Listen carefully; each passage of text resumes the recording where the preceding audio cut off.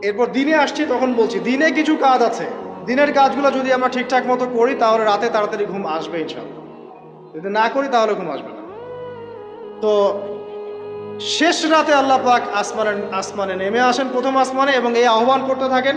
তাই ওই সময় ওযু করার পরেই আপনি হাত তুলে আল্লাহর কাছে দোয়া করা শুরু করেন। আপনার যত চাওয়া পাওয়া আছে আল্লাহর কাছে ঢেলে দেন, ইনশাআল্লাহ আল্লাহ রাব্বুল আলামিন আপনাকে খালি হাতে ফেরাবেন না ইনশাআল্লাহ।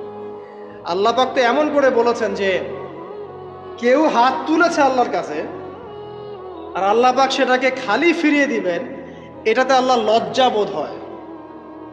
কথা বুঝতে পারছেন?